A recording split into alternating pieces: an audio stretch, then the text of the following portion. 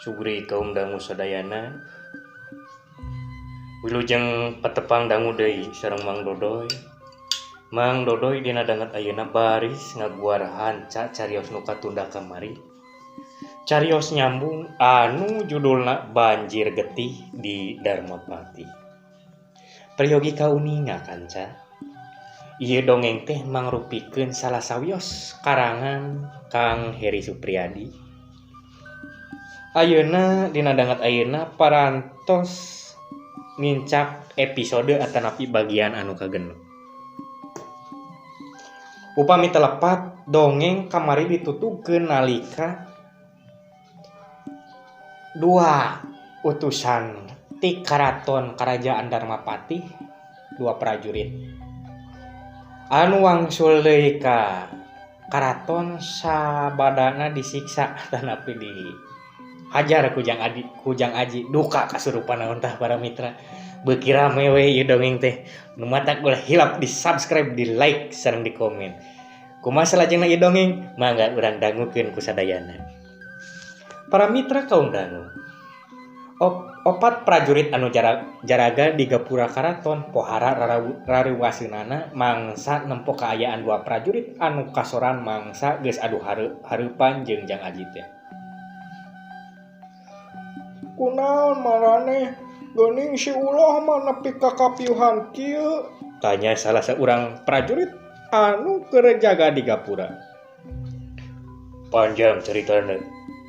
Engke deui we kuring hayang nepungan heula Raden Angkara. Tembal baladna prajurit ulo. Kituna teh bari pupuringisan nyeklan dadana. Raden Angkara mah keur ngadu domba di tegalan Gunung Cemring. Waduh, kumaha tuh? Kuring teu kuat ari kudu nyusulan ka ditu mah. Keun bae atuh ku kuring jeung si Alok ai nyusulan Raden Angkara mah. Maneh mah geura ubar weh, tapi bejaan heula saeutik mah pasualanana sangkan puguh dina mangsa ngambejakeun ka Raden Angkara. Oh nya. Ngan panuhun omat ieu mah. Kangjeng Prabu Raksa pada mah ulah nepi ka apaleun kana ieu perkara. Nu diajak nyarita ukur unggul. Geus kitu mah parabat weh baladna prajurit ulo nyaritakeun pangalamanana kalian singget. Ngeunaan perkara nu karandapan mangsa keur nempo domba adu ka imahna Kang Atang. Kabeh anu ngaregepkeun taya anu gogodeg alatan ngarasa helok. Saenggeus prajurit ulo diturunkeun tina kudana. Kalayan ati-ati pisan gancang bae digarotong ka rohangan kitabib. Ari dua prajurit anu rek ngabejaan Raden Angkara saenggeusna talumpak kuda anu samemehna dipake ku prajurit ulo jeung ku baladna mah kabat bae mecut kudana ka belah kidul. Saenggeusna nyurang lalampahan anu lumayan lila. Antukna mah dua prajurit anu rek ngabejaan Raden Angkara narepi ka tempat nu dijugjugna. Negla eta patempatan teh. Mangrupa tegalan anu pasireunana ajeg pancu hiji gunung lira anu hayang nembongkeun komarana. Sababaraha kuda jeung domba adu anu dicarang-carang handapeun tangka tonggoy ngahakanan jukut anu jadi titilam eta tegalan. Puluhan jalma ngariung percis pisan aya di tengah-tengah eta tegalan. Saurang jajaka anu dangdanana rada beda tinulian anu tetela Raden Angkara. Teteupna museur ka dua domba anu pahareup-hareup sarta sarua keur ngawahan. Tatan-tatan pikeun ngadu kakuatan. Garagah pisan eta domba adu nu keur pahareup-hareup teh awakna saraseg tur ta ngareusi. Domba anu hiji buluna hidung meles, ari nu hiji deui mah buluna bodas paslang jeung bulu anu kelir coklat. Sikat ulung, tampol pasir. Oh, sikat ulung. Jalma-jalma anu keur ngarariung di eta tempat pating jorowok pating keleuweuh. Teu jauh beda jeung pamolah Raden Angkara dina mangsa harita. Surudug. Meh bareng dua domba anu undur-unduran pating surudug maraju deui. Surudug cepret. Dua domba ngadukeun sirahna. Ger anu lalajos sarurak euyah-euyahan. Malah mah nepi ka aya anu pating sarwit sarta pating kaleprok sagala. Ari domba anu keur disurakana sakedapan mah gigideug semua ulang ngarasa lieur tayohna mah. Tapi teu lila kitu teh. Duanana mah bareng melundur deui pikeun ngawahan. Dan si ulah sareng si Uji taratu parna si ulah madugi ka kapiuhan sagala. Prajurit Alok anu geus aya gigireun Raden Angkara haharewosan nepikeun beja. Kunaon Raden Angkara kurang kerung. Awor jeung surak sarta pating keleuweuna jalma-jalma anu keur lalajo prajurit Alok nyaritakeun musababna. Goblok. Kira ku eleh ku bebenyit Raden Angkara siga nu pohara pisan keheula. Den, menang. Itu musuh si Wulung nepi ka ngajajar tuh. Seorang prajurit anu ti tadi marangan Raden Angkara nyeleungkeun bari tetunjuk. Lain perkara si Wulung imah goblok, Raden Angkara nyentak. Antukna mah paneuteuk jalma-jalma anu keur aya di eta tempat jadi mencrong sarta kurang kerung ka Raden Angkara.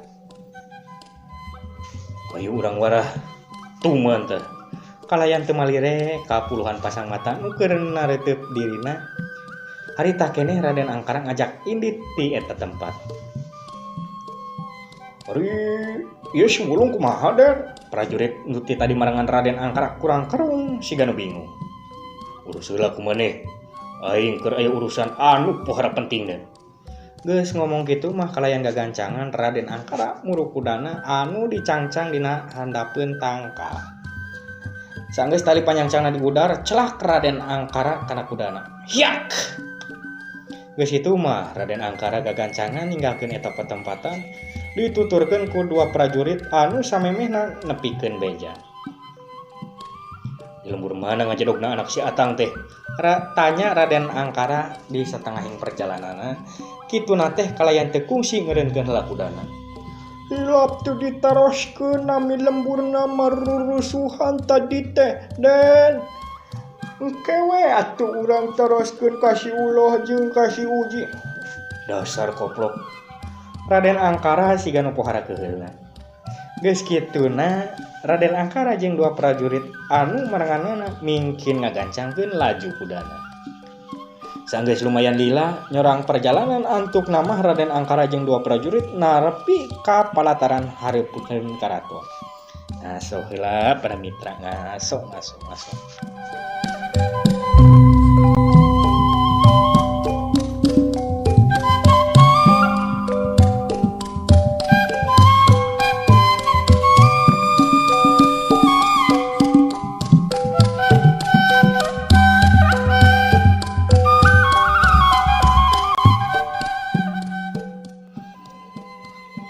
Kanca mitra mewah para penonton sadayana.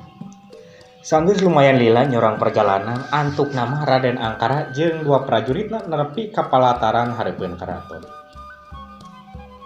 Keluarkeun kuda hiji deui. Maraneh mah jaraga gapura deui weh. Aing mah butuh dibarengan oge ku para punggawa ceuk Raden Angkara sajrutna tina tonggong kuda. Dua prajurit ukur arunggeuk ari Raden Angkara geus asup ka karaton mah. Gancange eta dua prajurit ngabagi-bagi pancen. Anu saurang kabagian nyangcang kuda ari nu saurang deui mah ngoreleng ka tukang wangunan karaton sejak nyokot kuda nohonan parentah Raden Angkara. Sanggeus lumayan lila katembong Raden Angkara geus kaluar deui ti karaton dituturkeun ku tiluan. Anu salah saurang di antara nama nyaeta si Uji, prajurit anu kungsi kasoran mangsa adu hareupan jeung Jang Aji. Sanggeus sakabehna celuk celak kana tonggong kuda, si Uji panggilana indit dituturkeun ku Raden Angkara jeung ku Nu Sejenal. Teu kacatur di jalan mah para mitra, abrengan kuda anu ditumpakan ku Raden Angkara jeung Nu Sejenal geus narepi ka buruan imahna Kang Atang. Atang, keluar sia goblok. Raden Angkara ngagorowo. Simpe teu aya nu nembalan. Atang, keluar setan. Amarah Raden Angkara mingkin ngabebelah. Siga samemehna kanca Angger teu aya nu nembalan. Dobrak Raden Angkara ngareret ka dua ponggawa anu geus tarurun tina kudana. Teu talangke gancang eta dua ponggawa ngojengkang ka tepas imah. Seak, brak. Ngan ukur sakali ngajajak panto imah Kang Atang langsung ngajeblak. Geus kitu mah gura-giru dua ponggawa arasup ka jero imah. Tapi sanggeusna dikotek tak kasaban rohangan tetela kulawarga Kang Atang geus eueuh ti eta imah. Antukna dua prajurit eta gancang laporan. Tos teu araya Den, kalabur sigana mah, ceuk salah saurang ponggawa. Sanggeusna aya deui di hareupeun Raden Angkara. Goblok. Duruk imahna teu diengke-engke deui dua ponggawa anu meunang parentah ti Raden Angkara gura-giru arasup deui ka imah Kang Atang. Teu lila antarana sanggeus dua ponggawa kaluar deui, imah Kang Atang gretek kahuruan. Sababaraha urang warga anu nyerangkeun ti kaanggangan ngan ukur bisa narempokeun bari pating kecewis jeung pada baturna. Nyebar teangan bisikeun nyumput di imah warga. Parentahna deui Raden Angkara. Geus kitu mah para mitra, Raden Angkara jeung nu sejenna nyebar sarta ngotek tak ka unggal imah warga anu aya di lembur eta. Tapi sanggeusna kabeh imah warga dipariksa, Kang Atang jeung kulawargana mah keukeuh teu kapanggih. Ari anu keur diteanganana kumaha cenah kanca? Nu keur diteangan ku Raden Angkara nyaetana Kang Atang jeung kulawargana harita mah kacaturkeun teh keur asruk-asrukan dina rembetna kakayon leuweung. Kituna teh kalayan rebo ku babawaan. Kang Atang anu lempang-lapang heulana butbat mapasan rurungkunan nu ngahalangan jalan di tukanganana. Nyati ngalenghoy siga anu geus pohara capeunana dituturkeun ku Jang Aji jeung si Utih. Bade ka mana urang teh Kang? Tanya Nyati semu haheho. Teuing ka mana we? Nu penting mah aman. Hapunten mah, Pak. Gara-gara abi mah sareng Bapak janten ngiring nanggung balukarna ceuk Jang Aji pinu ka rumasa. Teu salah-salah teuing hilap manji. Keun we mata kieu oge geus jadi jalan hirup kulawarga urang meureun. Nyati siga anu karunyaeun pisan ka anakna teh. Nya, keun we buah ka hareupna mah bakal manggih kahirupan nu leuwih geunah urang teh. Angguran mah sing loba ngadua sangkan urang salamet sarta tinemu jeung bagja. Kang Atang milu mairan. Mbe. Kunaon ai maneh ti? Jang Aji neuteup dombana anu teu eureun beberelean. Hayangan nyatu meureun Ji, ceuk Nyati. Teu tadi oge pan bari ngagayem pupucukan mah. Kunaon atuh maneh teh ti? Kang Atang neuteup eta domba. Gajleng suruh. Si Utih nyurudug norobos rambetna kakayon leuweung. Jang Aji jeung indung bapana ngepik ka maralohok sabab rambetna kakayon leuweung anu diterobos ku si Utih molongpong sarta geunaheun keur liliwateun. Yang nunjukkeun jalan sigana mah Kang. Nyati neutup salakina. Teu urang coba ini tuturkeun atuh. Tembak Kang Atang. Geus kitu mah kanca Kang Atang jeung anak pamajikanna nali keureuh deui nyorang molongpongna jalan anu rurungkeunana diterobos ku si Utih. Saenggeus lumayan lila nali keureuhna antukna mah si Utih jeung kulawarga Kang Atang narepi ka hiji curug anu patempatan di sabudeureunnana lumayan negla. Si Utih ngaberele disusul ku ngalengkahkeun deui sukuna murug ka hiji gawir anu lungkawi. Kang Atang, Nyati jeung Jang Aji sakedapan mah ngan ukur silih teuteuk. Tapi teu lila kituna teh antukna mah sarerea gancang nuturkeun si Utih anu geus ngajengjeng sarta beberelean di hareupeun gawir anu lungkawi. Atra pisan ari geus deukeut mah dina eta gawir aya guha anu gede sarta lalegan. Waktosna para mitra. rupina dongeng urang cekapkeun heula deui kadi wah beuki rame dongeng teh Pola Mitra. Hapunten tina sabudayaning kalepatan. Kalayan ulah hilap di like, di komen sareng di share. Hapunten tina sabudayaning kalepatan di kantun wae mangga permios. Hatur nuhun.